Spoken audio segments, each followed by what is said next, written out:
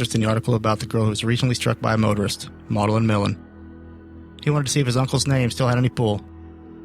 He went back to his hotel, likely to get freshened up after he was exposed to the filth at Daly's apartment, before making his inquiries. Lockwood? Well, he went off to do whatever it was he did. I didn't ask. Julia followed me inside and up the stairs, into the outer waiting area where Betty stood, arms crossed, worried look on her face. I gave her my best attempt at a calming smile. She rolled her eyes, clearly irritated at the gesture. I opened the door to my office, and the man inside stood up and looked at Julie and me. Charles Falstaff, richly tailored suit, $20 haircut, one of the richest men in St. Louis, extended his hand out to me. I expected him to be taller. Mr. Rouse. Mr. Falstaff. We shook hands. I pretended not to notice him pulling a mop from his coat pocket to wipe his mitt off after touching me. I'm Julia Barnes. Nice to meet you. Miss Barnes, it's a pleasure. She's an acquaintance of mine, thank you. Thank you for seeing me without an appointment. You were referred to me by, Mr. Edwards? Yeah, that's my, brother's partner, a former partner. What can I do for you? The recommendation was based on Mr. Edwards' assurance that you were an inquiry agent that could work discreetly. Discreet is my specialty. Can I get you a drink or anything? Yes. Bourbon, if you have it. We happen to have some. I'll take some myself. Julia? She gave me a hard look, then opted for discretion rather than to get into a lather. When she came back over to us, Falstaff smiled and took the glass from Julia's hand, taking his seat. I was sweating bullets and tried to mask my nervousness by leaning casually against my desk, sipping my drink. What I have to say is very sensitive. Recently, I made the decision to renovate my family home. Many years ago, my father converted it into offices for my family's businesses, and it's my intent to change it back. I am currently living in the house while this is taking place, and I've noticed queer happenings that make me believe those whom I hired to do the construction may be far less trustworthy than their reputation implies. In short, it's my belief that they may be conducting illicit activities on my property, and I need you to help me prove it. Okay, who is it that you hired? Is it, A very prestigious firm, one that has several lucrative projects all across the city. What led you to think they're doing something nefarious? As I said, I live in the house, as well as conduct my own business, and manage my family holdings, and other affairs. I have noticed several odd fellows hanging around, without apparent function, all armed.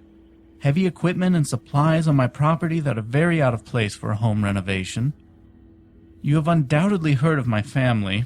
Making fortune and brewing beer puts me under incredible scrutiny from the federal agencies since the start of the Prohibition. If those in my employ are using my property to store or produce illegal alcohol, well, then it's my best interest to stop them. The problem is, the prestige of this company doing the renovations, along with their strong business and political contacts, makes it difficult for me to go to the authorities. What was the name of the firm? The Geekery brothers. Oh, I've heard of them. Didn't they have something to do with that boy being kidnapped? Pardon me? Oh, no. It was just on a site that they were working on. Oh. The boy, the National Candy Company boy. Did you read that in the news? I do believe I've read that. Charles blinked at Julia, his refined veneer cracked in confusion. He recovered quickly from his momentary lapse of control, composed himself, then cleared his throat before getting back to the subject. These strange men lurking about my house, going in and out at all hours of the night. Have you, has there been any progress made on the renovation of the building? Oh, sure, the construction is progressing on schedule. It's just strange to me. Have you voiced your concern with the Geekeys, or... Initially, yes, I did, and I was told not to worry about it, that everything was in order. It was unspoken, but they were certainly trying to intimidate me. And then you went to the police? Oh, no, I want to handle this without police involvement, you see. The Geekeys have very influential friends, connections at City Hall, and the police. This is why I need discretion. Well, we can do discreet. I'd be more than happy to look into this for you. His whole demeanor lightened as he smiled at me. As a cover for why you're there, I was thinking of inviting you to the house as guests, hosting a dinner party, where you would spend the night and do your investigation. That seems like a good cover to me. It seems like have full access. Absolutely. You would have total access to the house. Okay. My intent is not to involve anyone who I have any current connections to. Those who I'm associated with would likely also have links to the Geekeries. Do you know of anyone who is trustworthy, as well as discreet? I know several people who probably have a vested interest in this that would probably love to come. Oh, wonderful. I haven't spoke with them, but... There is something else. Perhaps you read about it. There was a theft at my house. I recall that they said something got stolen from a locked storage unit. And that was what was reported to the press. Can you share with us what was stolen? A statuette that has been in my family for years. My brother, Billy, brought it back from one of his many trips abroad. Does it have more of a sentimental value, or does it have a big monetary value? Why do you suspect someone would want to take something like this? I'm not certain. It is a rare antique, but it is the strange details of the theft that trouble me. You see, the security guard that gave his statement to the police was not the same man who I saw guarding the house earlier. In fact, I had never seen this man before. It sounds like you are saying not only did someone want to take it, but then they wanted to cover that they took it. That is precisely my suspicion, Miss Barnes. Whomever stole that idol from its storage place did so despite the fact that almost no one knew it existed. That is interesting. It was kept in a hidden storage area, among items that are far more enticing to thieves, I assure you. Who would have known? You said not many people knew that this existed. Who would have known? Some of the older house staff, perhaps friends of my brother's. You said your brother brought this home. Do you know where he brought it home from? Somewhere in Eastern Europe. My brother was a world traveler. As president of the brewery, he frequently traveled abroad. His passion, though, was for ancient history and artifacts. Years before he obtained it, Billy showed me a book with an artist's rendition of the very same statuette. Once he had it, it became one of his most treasured possessions. What was the book? Do you remember? Of course I remember, Miss Barnes. Remnants of Lost Empires. I own a copy. It's at the house. Could I perhaps, at the dinner party, look at this book? If you wish, you can find it in the library. So he perhaps hunted down the idol? More likely, he took advantage of some curio shop owner who didn't realize what he had. Billy was like that. Yeah, when are you wanting to plan this dinner party? Tonight. Tonight? How many guests am I allowed? Including yourselves, no more than 8. That's all I really have accommodations for. Yeah, I like to talk to my associates. While you are my guest, feel free to roam about at your leisure.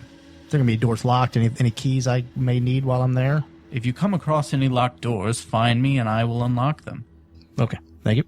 I do believe these men to be dangerous, though. Please take precautions to protect yourselves. I would be beside myself if anyone were to injure themselves on my behalf. Okay, price just went up a little bit, but... I understand. Cost is the least of my concerns. Very well. I will send a car to pick you up at 7? I looked at Julie and we shrugged as one.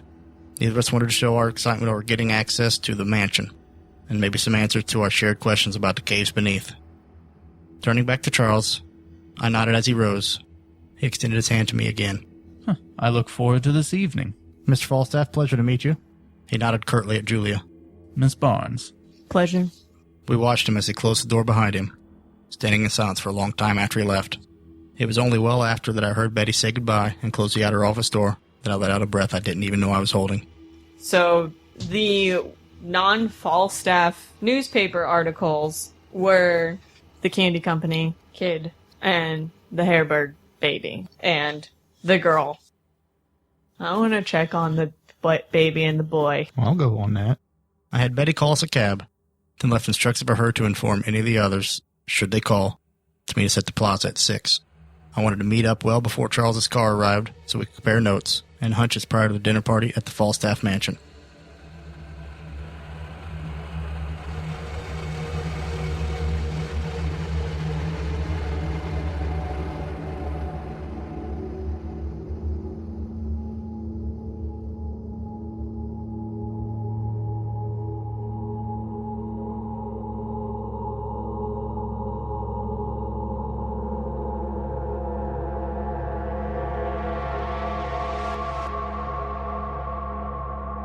From the Journal of Robert L. Covington, M.D., June 22, 1927. After witnessing the truly disturbing sight that was Dorian Daly's living quarters, I decided to branch out on my own and follow up on the case of Maudlin Millen. According to the newspaper article we found on Daly's wall, Millen was struck and killed by an automobile just 4 days prior. I took a chance and called the county coroner's office, the very same office once held by my uncle, Daniel. Coroner's office, Baines speaking. Hello, this is Robert Covington. I'm looking into an accident here in the past. A Maudlin Millen. Maudlin. Ah, yes. How can I help you? I'd like to know if I could swing by and take a look. Robert Covington. Any relation to Daniel Covington? Yes, that is my uncle. Oh. Well, I can notify the morgue and meet you there in 30 minutes? That's fine. I shortly arrived and was promptly escorted to the morgue by an orderly. Dr. Kenneth Baines, the man who succeeded my uncle, was a very taciturn, businesslike man. Very professional. As I entered, he met me at the door and shook my hand. Doctor, I was a friend of your uncle's. You never mentioned you. Nice to meet you, though, Kenneth. Right this way. I took the liberty of setting up the body for viewing. I also had a copy of the official autopsy as well as the police report brought down from records. I hope that was all right. Yeah, they said that she was seen arguing with her boyfriend, Laclede. I believe so. The police report was very thorough. The officer should have signed the bottom. Yes, here. Officer Terrance, McGee. What are they saying is the cause of death? I took the report from him and scanned it as he moved to the table and uncovered the body, reciting the report word for word as I read it. Cause of death, intracranial hemorrhage from blunt force impact to the occipital skull, resulting in depressed fracture at point of impact and internally perforation of the posterior temporal artery. Head trauma is consistent with sudden striking of pavement after a short burst of acceleration. Other major wounds from the accident are compound mid-shaft humerus fracture, compound distal tibia fracture, multiple rib fractures resulting in laceration of the diaphragm, also consistent with striking the pavement. He stood on the opposite side of the table and looked up at me. Here is where the logical injuries end, and the rest are truly bizarre. And I might add, not mentioned in the official autopsy report filed with the county. He pointed a thin, tapered finger at several wounds on the subject, ones not indicated on the paper I held. I labeled these wounds as well as my other findings in my original report. Okay, go ahead and make a medicine roll. 47. It became quickly apparent to me that the paperwork in my hand was incomplete, missing data. But as you have no doubt noticed, the page detailing them is missing. I realized that myself when the record was brought down. Luckily, I keep a copy of all my reports in my personal files. They're in my office. So while you continue your examination, I'll go retrieve my copy. Yes, I would like to see all the paperwork on this. Who does the filing? The county records clerk, but once filed, anyone with proper credentials could have accessed it. I'll be back momentarily. Okay. Moments later, he returned with a duplicate of the original submitted report, this one with 2 pages. The first discrepancy I noticed was the presence of several abrasions to the wrist and ankles, not listed in the report filed with the county. Wounds consistent with being tightly bound with a cord or rope. So no one looked into this, huh? No. Baines then drew my attention to her left hand, where she was missing flanges 4 and 5, cleanly shorn just above the metacarpus. I estimate that her fingers were removed a week before her death. Huh. A week before. In the report that I've read, it says that she was arguing with her boyfriend before. Would that have been that time?